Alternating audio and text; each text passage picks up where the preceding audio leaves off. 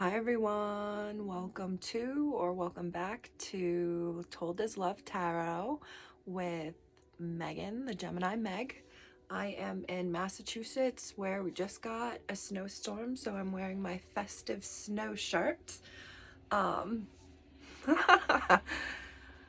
am going to take some minutes from Minutes with Meg to discuss a bit about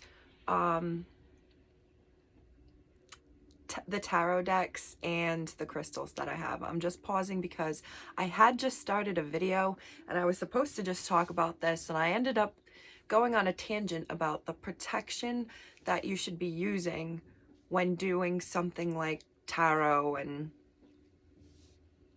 energies and working on manifestation.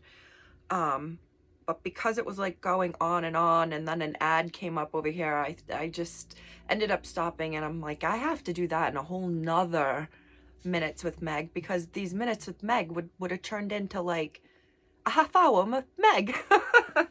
And that's not what this is supposed to be. It's supposed to be kind of brief.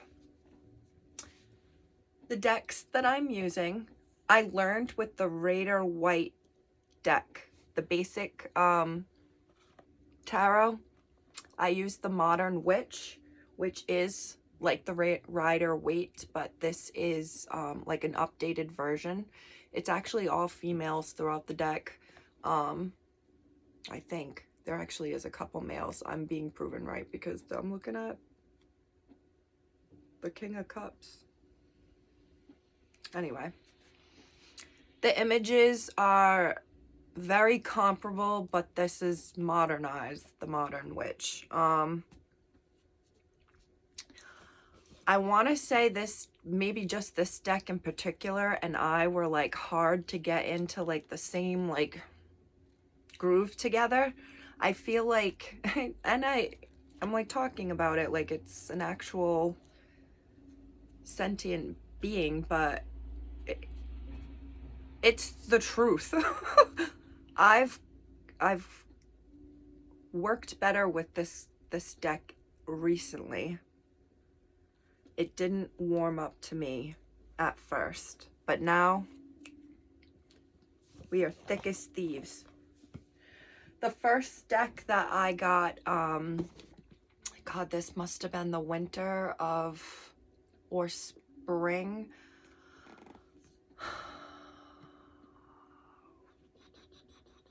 of 2018, somewhere in 2018.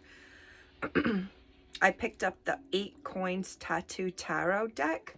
I had seen it in a store. I was getting a calling to like poke back around with astrology and tarot because I had gotten rid of them from my life completely 3 years earlier. But I kept having a calling to like ask people like, when's your birthday? And like, oh, you're like that because you're like fighting the urge to like essentially be who I am. And that's the Gem in I, Meg, the Gemini. I got this deck and had it for maybe a couple years before it and I started vibing. It's a beautiful deck. I feel like its messages are different than my Modern Witch, which goes to like the illustrations and needing to follow your intuition. But I was really drawn to like the tattoo look of that. It reminded me of Sailor Jerry posters that were like always really cool. I used to work in liquor stores when I was younger, so Sailor Jerry had the coolest posters because they all look like tattoos, and that's what this is supposed to kind of look like. I've also seen Butch Tarot use them before, and it was like, oh wow, that's my deck.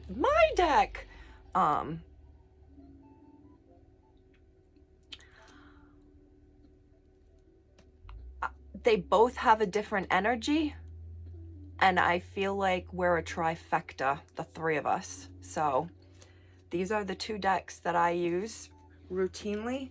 I also have, and just popped open last night a Jane Austen deck because I am actually an English language arts and literature nerd. I love English, like love English. I wish I could write about tarot for you all. I'm a Gemini, I'm a communicator. That's where it all comes from. But I always loved Jane Austen's stories. I always identified with Elizabeth Bennet in Pride and Prejudice. Her very sassy, don't come at me with your glitz and glam. Who are you as a person at your core? I actually cracked it open last night, and its deck actually looks like real playing cards, which when you're learning the history of tarot is where it came from. Like this looks like the Four of Pentacles because it's 4 hats. But if I started using this, that's a whole nother message I'm going to get into, and I'm just not ready for a third deck. So I'm staying with my 2 right now, and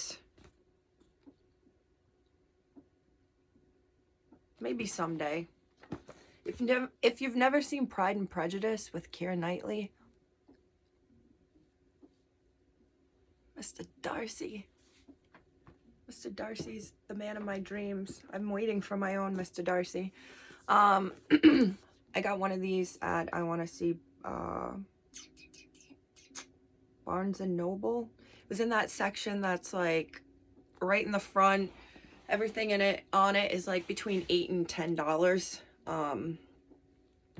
So it's not expensive, and it gives you, it's like a dictionary for each. So when I say dictionary version of the cards, this is what I mean. It is worth every beginner to have one and write in it, write all over it. Right when as you're doing your first readings, if the 10 of Wands comes up and you thought, this is someone whose back is like, they got into a car accident and broke their back, I would write that down. It's all what you interpret and you see in that moment, you know? Personalize it, make it yours, carry it around. They're really inexpensive. I was actually surprised how inexpensive this was. Then again, there's always the internet, so. I also have my crystals here. The only one that I could tell you I set out to get was like, I want obsidian. That's the only one that I had been told in the past to go get. I grabbed it. All the other crystals, stones that I have, I was just naturally drawn to them. Most of them, I don't know their names. I don't know their names like they're real. They're real. I like that guy. Like, that's cool. Looks like an alien ship with my background. Okay. Thanks for coming to Minutes with Meg. I'll see you in my readings. Thanks, guys. Bye.